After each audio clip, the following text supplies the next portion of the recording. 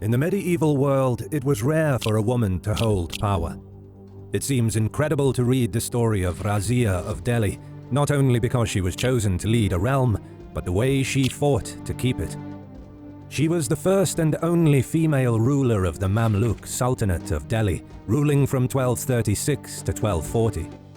Her reign was extraordinary not only because of her gender, but also because her father chose her to be his successor over her two half-brothers, based solely on her merit and intelligence.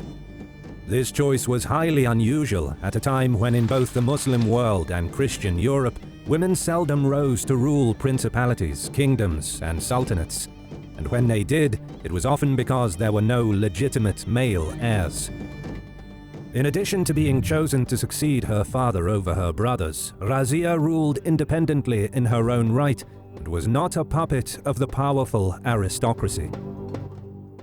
Play the best adventure mobile game, Raid: Shadow Legends. There are over 600 champions from unique factions, each with their own history.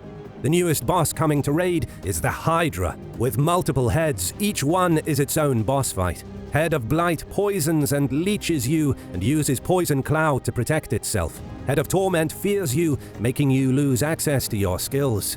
Head of Mischief steals your buffs and shares them with other heads. Head of Wrath weakens your team and triples its own attack power after 15 hits. Head of Decay makes your heals damage you and puts barriers to let other heads heal up. Head of Suffering is a tank that reflects damage back to you. Now Raid is giving away a limited edition champion to everyone. The esports legend and Navi superstar, Simple. He's available until January 28th, and all you have to do is log in for 7 days before then, and he's yours. On top of that, there's loads to do over the holidays. Festive activities, special events, tournaments, fusion events, and much more. Hit the link in the description or scan my QR code to receive an epic champion, Rector Drath, 200k silver, 1 XP boost, 1 energy refill, and 1 ancient shard to summon the champion as soon as you enter the game. Start your holiday adventure in Raid: Shadow Legends.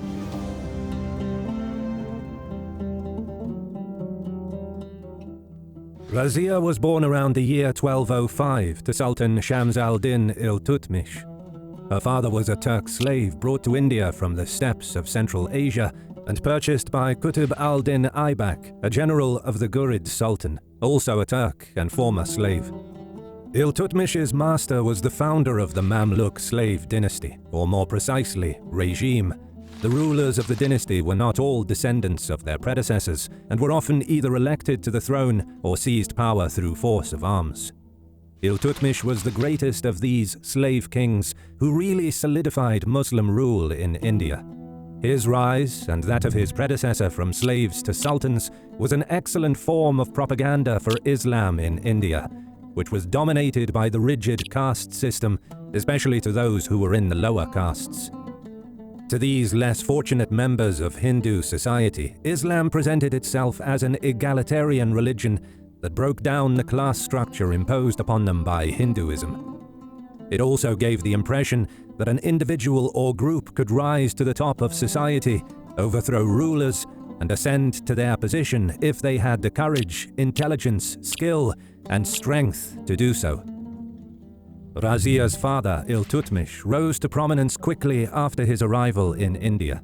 At the time that he entered India, his master, Qutb al-Din Aybak, was one of the generals of Muhammad of Ghur, the Sultan of the Ghurid Empire, which had replaced the Ghaznavids as the dominant power in the eastern regions of the Muslim world during the 12th century. Sultan Muhammad of Ghur returned west after conquering Delhi in 1193. He left Qutb al-Din Aybak behind to consolidate the region for him. After Muhammad of Ghur's death in 1206, Qutb al-Din was successful in establishing himself as his successor. Despite being of slave origin, he commanded the army and married the daughter of one of the other claimants to power, and consolidated his position as the ruler of the new Mamluk Sultanate of Delhi. Iltutmish was one of Qutb al-Din's slaves and an officer in his army. He was very energetic and instrumental in helping his master consolidate his rule in India. Qutb al-Din was so impressed with his subordinate's track record, his excellent service, bravery, skill, and zeal in solidifying Muslim rule in northern India that he married his daughter to him. Qutb al-Din died in 1210 from wounds he sustained after falling off his horse during a polo game. Iltutmish took power a year later. He had already been the governor of a number of cities and districts and had risen to the position of commander of the army. Iltutmish was also very diplomatic, and it was with the invitation and approval of the nobles and the ulama, the Islamic religious scholars and jurists, that he ascended the throne. It was under this sultan's rule that Delhi was able to assert its independence from the other parts of the Ghurid Empire. Iltutmish spent the first few years of his reign consolidating his hold over his domains and fighting off challengers to his rule. One of these challengers was Taj al-Din Yildiz, the governor of Ghazna. Yildiz had seized Lahore after being driven out of his city by the Jalal al-Din and his Khwarezmians, who were fleeing the Mongols. Iltutmish defeated and captured Yildiz in a pitched battle in 1215. Iltutmish was also able to use his diplomatic acumen to divert Jalal al-Din and his followers from his domains to those of another of his rivals, Qabacha, whose territory they plundered. Having secured his domains, Iltutmish set out to expand his holdings and successfully conquered Bengal, Ranthambore, and Mandawar. He also reduced the rulers of Sindh and Daebul to vassalage in 1227. In 1229, an embassy arrived from the Caliph in Baghdad with robes of honor for the Sultan and his sons, and recognized him as the Sultan of Delhi with the Caliph's blessing. This was the first time that a Muslim ruler was acknowledged by the Abbasid Caliph. Iltutmish spent the remainder of his reign expanding his territories and putting down revolts. He was a pious Muslim who respected the ulama and religious scholars of his domains. His court was filled with scholars, poets, historians, doctors, scientists, mathematicians, and philosophers, whom he and the other nobles patronized. He also made the administrative apparatus of his empire more efficient and personally attended to matters of justice. In fact, he had a large bell installed at his palace's gate. Anyone seeking justice from the Sultan could ring that bell and summon him to hear their case. It was this energetic and enlightened ruler who named his daughter Raziya as his successor when he was upon his deathbed in 1236. Because she was a Muslim and the daughter of a sultan, Raziya was born free, despite the fact that her father was originally a slave. Her father had raised her in a very open manner. One could even mention it was quite modern, considering the time period. This is true not only for the Muslim world, but also for Christian Europe, Hindu India, and almost anywhere else during the Middle Ages.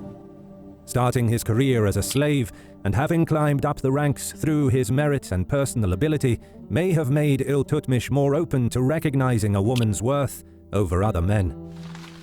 Furthermore, the fact that he was a Turk who was a member of one of the tribes inhabiting the steppe of Inner Eurasia before his enslavement also played a role in the way he saw the world. In the ancient and medieval periods, women in nomadic pastoral tribal societies often had significantly more rights and played a bigger role in their societies than their sedentary counterparts.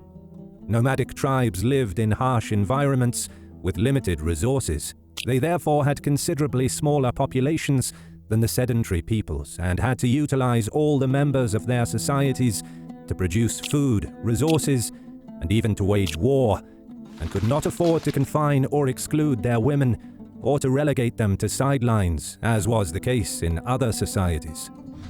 Therefore, Iltutmish, who saw the potential in his daughter, chose her to succeed him over his sons. In fact, Raziya had attained some experience in politics, having been appointed to govern Delhi while her father was leading military campaigns. When asked about his choice by his confidants, the Sultan had said that his sons lacked the characteristics required for leadership that he recognized in his daughter. Despite the dying Sultan's choice, his courtiers and the commanders of the army did not share his high opinions of his daughter, and his wishes were ignored. Raziya's half-brother, Rukn al-Din, was raised to the throne shortly after Iltutmish's death. Rukn al-Din had another of his half-brothers who had claimed the throne, killed to intimidate Raziya and to force her back into the harem. Furthermore, he embarked on a life of decadence and debauchery, and the true power behind the throne was his mother, Shah Turkan, who used her new power to wreak vengeance on all of her personal enemies and rivals. Rather than slink away in defeat or go into hiding out of fear for her life, Raziya decided to appeal to the people of Delhi to support her. In fact, she used one of her father's policies to gain the attention and the support to regain her throne. According to the sources, most of the commoners of India wore white garments during this era. In addition to having the bell installed at his palace for those people seeking justice, Iltutmish also instituted a policy whereby anyone seeking justice from the Sultan should wear dyed clothes. So if the Sultan was abroad and saw anyone wearing colorful clothes, he knew that that individual was oppressed and required justice, and personally listened to his or her complaint. At this low point in her life, Raziya donned red garments and walked among the people and appealed to them for aid against her brother. She had been unjustly removed from her throne that was bequeathed to her by her father, their beloved and just Sultan. She publicly presented herself as a victim of injustice and proclaimed her charges against Rukn al-Din, also charging him with the murder of her other half-brother. Raziya appealed to the people to defend her from Rukn al-Din, who was now also threatening her life. She carried out her plan on Friday, the day when most Muslims were gathered in the mosque and other public places, in order to maximize the publicity of her message.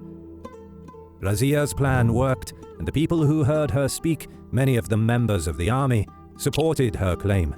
Rukn al-Din was deposed, subsequently killed, and Raziya was returned to power. Raziya ruled for 4 years. The sources describe her as an effective and competent ruler. They also state that it was her policy to appear in public unveiled and dressed in men's clothes. She cut her hair short, did not veil her face, and rode like a man, armed with bow, quiver, and sword.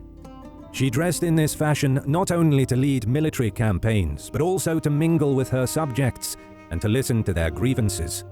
Upon her accession, Raziya had coins minted in her name. These are significant because minting coins was one of the signs of sovereignty and rulership in the Muslim world. The first of Raziya's inscriptions emphasizes her power as a woman. The second inscription legitimizes her rule under the reigning Abbasid Caliph as his loyal supporter. After ruling for 4 years, several members of the army rebelled against Raziya and opposed her in favor of another half-brother, Bahram Shah. There are a number of possible reasons for this uprising against the Sultana. Fatima Mernisi argues in her book, The Forgotten Queens of Islam, that Raziya was overthrown because she fell in love with a lowly Ethiopian slave, whom she promoted to a high post at court too rapidly. Her enemies were watching her closely and witnessed this slave help Raziya mount her horse by placing his hands under her armpits and lifting her up. Such a familiar gesture and such physical contact between a ruler and an inferior slave was deemed unethical, and as the rumor of the affair between the two spread, Raziya's name was tainted. Other theories state that there was always an animosity among the more conservative traditionalist Muslim scholars and their supporters against the idea of a woman ruling, so they had always preferred a male ruler and had gathered support for their cause over the 4 years that Raziya ruled.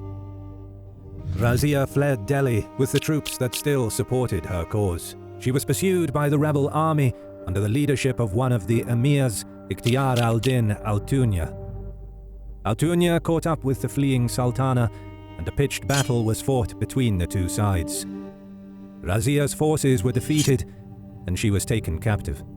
It was not long before Al-Tunya himself fell in love with his prisoner and pledged his support to Raziya.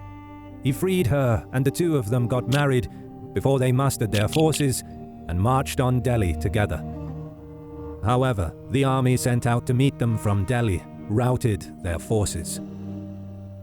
There are 2 accounts of Raziya's subsequent death. In the first, She fled the battlefield after her forces were defeated. Plagued with hunger and thirst, she approached a farmer tilling his fields and asked him for help. He gave her some bread and water, which she ate, and then she fell asleep. The farmer noticed a rich jewel-studded gown underneath her armor as she slept, and it was at that point that he realized she was a woman. He murdered her while she slept, drove away her horse, despoiled her of all her valuables, and buried her in his field. The farmer immediately drew the suspicion of the local magistrate when he attempted to sell his stolen goods in the local market, and a confession was quickly beaten out of him. Raziya's body was disinterred, washed, and reburied. In the second version, not any less dramatic, both Raziya and Alchunya were captured and put to death by Bahram Shah after losing the battle for Delhi. Ibn Battuta visited her gravesite, which is on the Yamuna River, and states that the people in the region had made her into a saint and erected a dome over her burial place, which was visited by supplicants who pray there for blessings.